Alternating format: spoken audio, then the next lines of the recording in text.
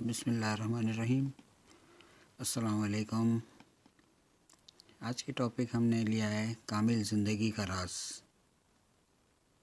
کامل زندگی کا راز ایک ایسی دنیاوی زندگی کے اندر لوگ اس کو بہت کم سمجھتے ہیں، میرا اندازہ ہے نہ ہی سمجھتے ہیں، کیونکہ یہ ایک ایسا سائیکل ہے اس پکچر میں جو زندگی میں اگر کوئی سوچا جائے تو اس کو غور سے دیکھیے کہ زندگی میں کن چیزوں سے انسان کو ہمیشہ فکر مند رہنا ہے۔ سب سے پہلی چیز یہ ہے کہ تخلیق انسان کے بعد اس کا مقصد کیا تھا۔ جب ایک انسان کو تخلیق کر کے بھیجا گیا تو اس کے اندر کوئی خاص چیز تھی جس کی تخلیق کے لیے اس کے ارادے تھے خالق کے۔ خالق نے مخلوق کو پیدا کیا تو اس کا کوئی مقصد بھی ہوا۔ آج دنیا بہت کم اسے سوچتی ہے کہ ہر دن اپنی زندگی کو کچھ ایسے ماحول سے، کچھ ایسے مصروفیات سے، کچھ ایسی چیز سے گزار لیتے ہیں جس کے بعد اس کو ایک احساس آخری دنوں میں ہوتا ہے، اس کی جب ضعیفی چھا جاتی ہے کہ کیا کیا جانا تھا اور کیا کیا ہم نے۔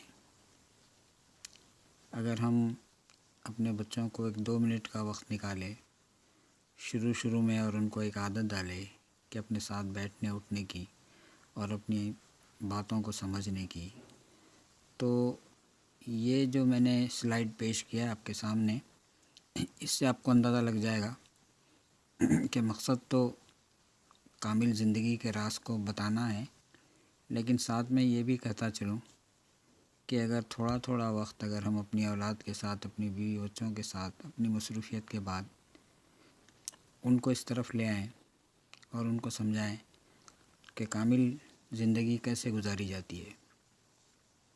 سب سے پہلے اس میں جو مقصد ہے انسان کے اندر سوچنے کا، وہ ہے اس کی فکر۔ اگر فکر نہ ہو تو ساری زندگی ضائع ہونے کے بعد فکر مند ہونا یہ کوئی عقل مندی تو نہیں ہے میری نظر میں۔ لیکن یہاں یہ کہتا چلوں آپ کو کہ فکر کیا چیز ہے۔ جب انسان کو کسی چیز کی فکر ہوتی ہے تو وہ کیا ہونی چاہیے اور کس طریقے سے ہونا چاہیے۔ فکر تو لوگوں کو بھلانے کے لیے اللہ تعالیٰ نے دنیا میں چھوڑا ہے کہ وہ اس کی طرف راغب ہوتا یا نہیں ہوتا۔ تو ہمیشہ انسان جب بے فکرہ ہوتا، جیسے فکر کے نہ ہونے کے ذرائع دنیا میں وہ ہوتے ہیں، جیسے اس کو بے فکر بنانا ہے تو وہ اللہ سے اپنی رغبت چھوڑ دیتا ہے، یا تو کسی ذریعے سے دولت مل گئی تو وہ بے فکر ہو جاتا ہے کہ اس کو کرنا کیا ہے پتہ نہیں۔ اور بعض وقت ایسا بھی ہوتا ہے کہ وراثت میں کچھ مل گیا اپنی زندگی گزارنے کے لیے، یا پھر کوئی اچھی اس کے پاس جاب مل گئی، پیسہ آ گیا، تب بھی وہ فکر سے دور ہو جاتا ہے کہ اس کو کرنا کیا ہے۔ بعض کو فکر ہوتی ہے ایک اور طریقے کی، جیسے جھوٹ بول کے پیسہ کمانا ہے، فکر ہوتی ہے چوری کر کے پیسہ کمانا ہے، یہ بھی ایک فکر ہے۔ لیکن کامل زندگی کے لیے جو فکر ہونی چاہیے وہ تخلیق کا مقصد جس کے لیے اللہ تعالیٰ نے ہمیں اس دنیا میں چھوڑا ہے وہ کیا ہے۔ تو اب یہاں مختصر سی بات یہ کرتا چلوں میں کہ پہلے تو انسان کو فکر ہو، سب سے پہلی چیز ہے۔ کس چیز کی فکر ہو؟ فکر اس کی زندگی کا مقصد کیا تھا، کیا ہے اور کیا ہونا چاہیے۔ اس کے لیے ایک عام بات یہ ہے کہ جب کسی چیز کی فکر ہوتی تو آپ ظاہراً طور پہ دیکھتے ہوں گے کہ اس کا ذکر کیا جاتا ہے لوگوں کے سامنے۔ کسی سے ذکر کرنا یہ ایک فکر کو ظاہر کرنے کی نشانی ہے۔ میں اس بات کو نہیں کہہ رہا ہوں کہ فکر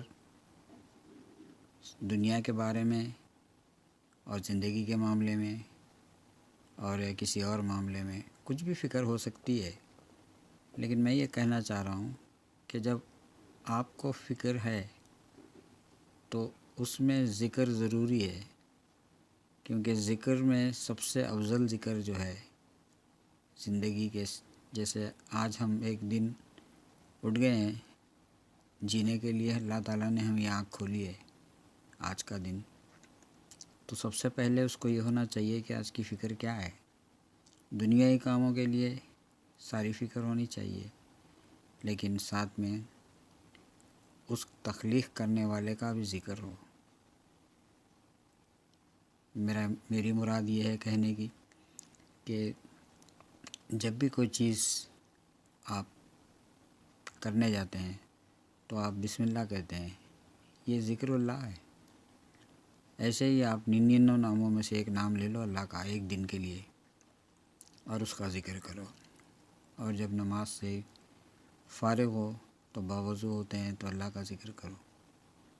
تو ذکر کو ہمیشہ آپ اپنے ساتھ جز بنا لو زندگی میں، تو جو تخلیق کرنے کا جو مقصد ہے انسان کا، جو بھول بیٹھا اور دل جو سخت ہو گیا، جس سے عبادت میں وہ مزہ باقی نہیں، دعاؤں میں مقبولیت نہیں، یہ ساری چیزیں انسان کی آہستہ آہستہ دھلتے جاتی ہیں ذکر اللہ سے۔